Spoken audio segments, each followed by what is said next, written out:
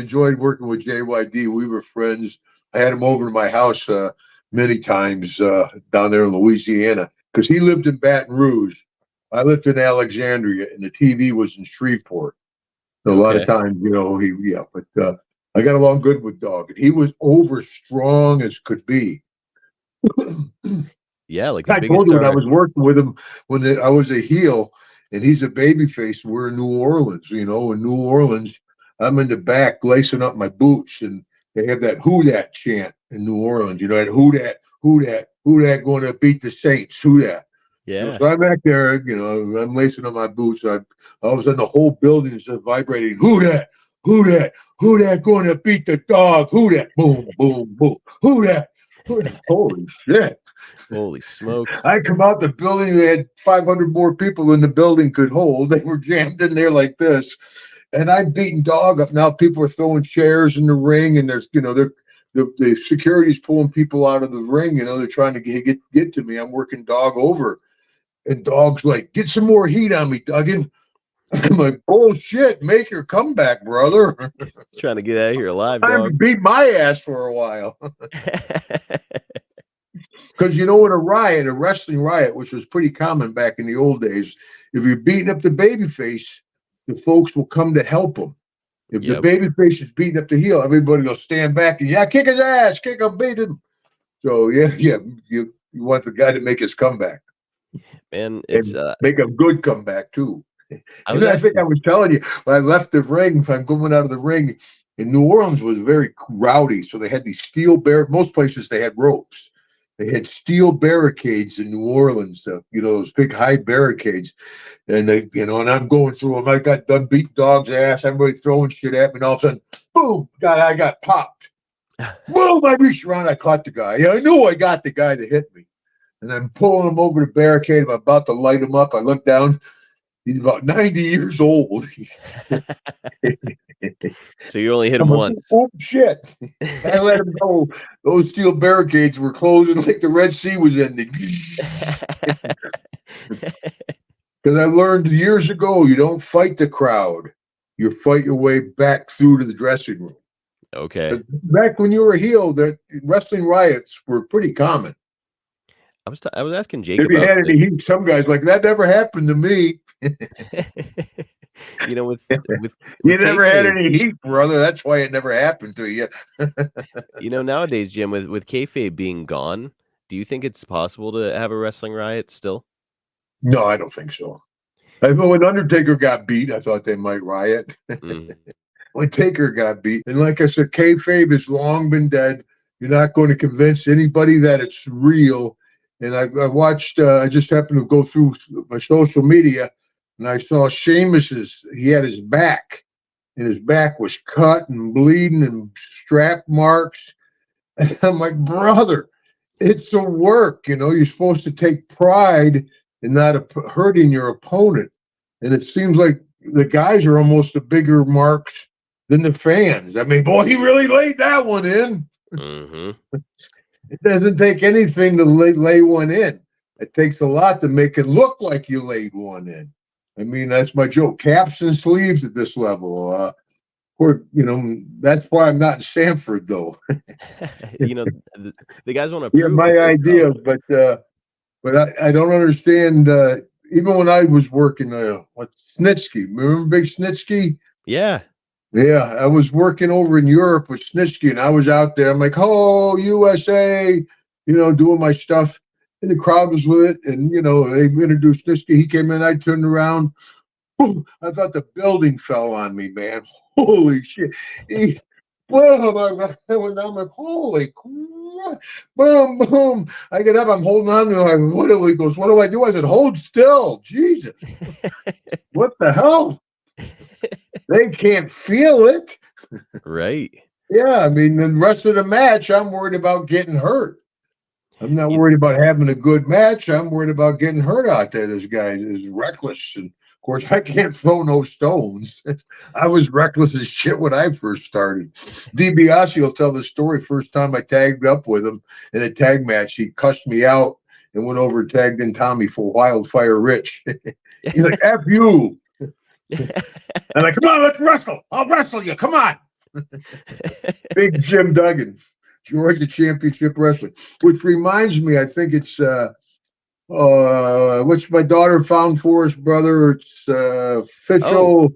Oh gosh, Jim Duggan highlights or something on Yeah, official YouTube. Hacksaw Jim Duggan Hacksaw Duggan highlights. Hacksaw Duggan highlights, and it's got all my matches. I don't know how they did it, but they went back.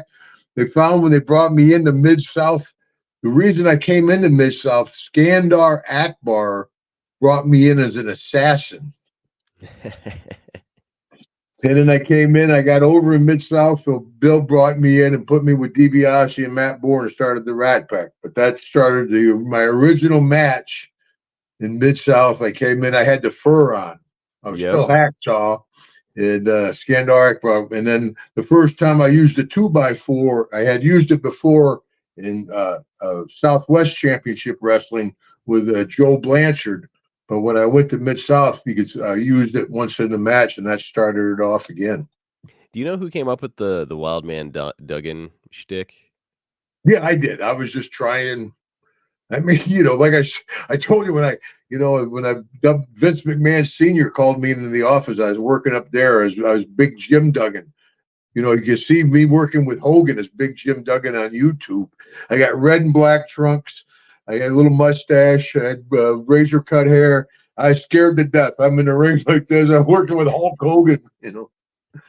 Hogan crushes. I had a long gold bathrobe I'd wore to the ring.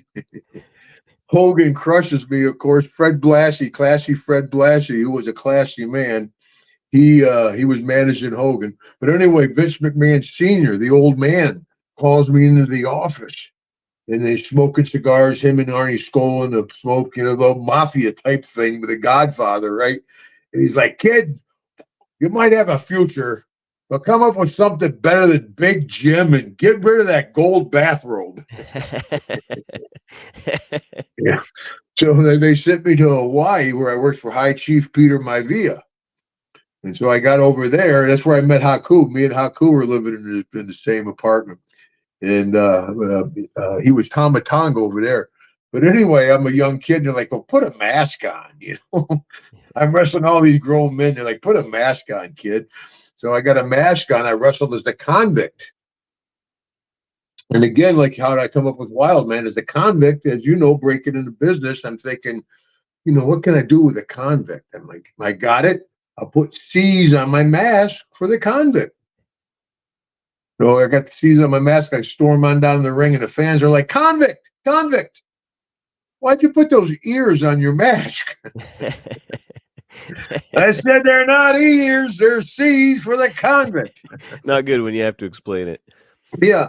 So I went to Georgia Championship Wrestling. I went back to Big Jim Duggan. That's where I met Gordy. Then when I worked first time with DiBiase, lived at the Falcon Rest. Then went to Pensacola, and that's where I wore the fur and was Wild Man Duggan with Butch and Luke and Joe LeDuc and those guys down in Pensacola. Then I went to San Antonio with Brody, and that's when I became Hacksaw to Mid-South WW. So I bounced around a long time. People say, oh, you just showed up in WWF. I'm like, no. No, not quite. Especially those Hawaii days. They were lean, brother. But it's Hawaii. It's really hard to complain when you're down there. Yeah, young guys. Are you kidding? Smoking a Pacololo. Go run down on the beach, Alamo on the beach. Oh, you from Iowa, honey? Try this. Try this. Hey, I'm just joking. Oh, yeah, I can't let Deborah hear that. Now, no, you kid, after 40 years, he's like, show me something new. Now, I'm curious, Jim, you know, we're talking about guys taking big risks in the ring and kind of being a little bit reckless out there. I know that, and recently, actually, on WWE Bad Blood, their most recent pay-per-view, Drew McIntyre was reaching over the top rope to get his hands on CM Punk. CM Punk grabbed a toolbox, swung it up, hit Drew McIntyre in the top of the head. He needed 16 stitches. It split him right down the top of his head, 16 staples up there. And I know that a lot of the guys nowadays, they want to prove like I'm tough, I can take it, you know, like this. That's what we're doing. I know that you guys were, as you always said, in Mid-South. You're out there, kind of. It's halfway a shoot, right? You're sort of chopping meat. Yeah, everything to the body is pretty live, but you don't hit in the X ring. You know. Okay. Yeah, I mean, yeah, we bend somebody over, whack them across the back as hard as you can. That ain't gonna hurt no chest shots. The chops, I never liked the chops. No. You chop me, I'll punch you. The chop always made me think, like, why don't you just punch this guy in the face when he's, like, Yeah, winding up to yeah. chop you? Yeah. Yeah, I didn't like the chops. Plus, they hurt like hell. Yeah, they didn't feel great. I learned about those in But class, and I got yeah, the you overhand. recently you were in the ring and got hurt. I mean, Drew, he didn't make no more money with those 16 staples. He got paid what he got paid. I Yep. mean, nobody if you went like that or boom like that, then people up in the top can't tell. Yeah, I no, you're right. mean, I think but I've heard, just I don't really know the guy, never worked with him, but Punk is a little reckless out there. Oh, really?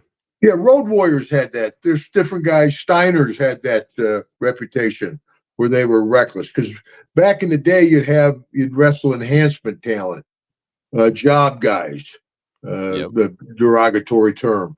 But there, you wouldn't wrestle another top guy. The show would be you beating up the job guy and the heel beating up a job guy, and then maybe an angle at the end.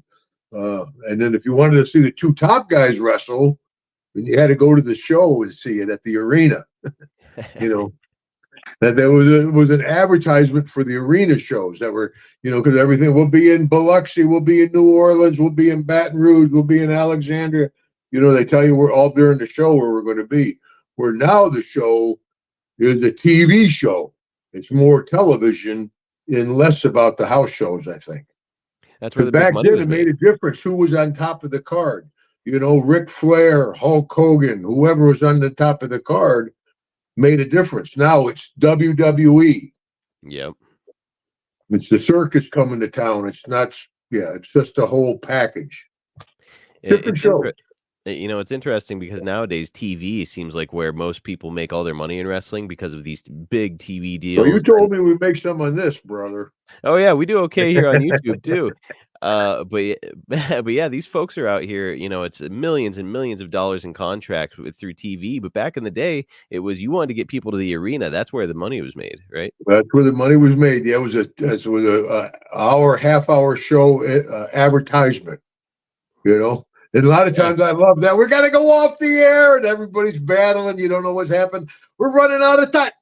And the TV that go blank. Everybody's like, "Oh, the great television." Yeah, Celia put all that stuff on Hacksaw Duggan highlights. I can't recommend that enough.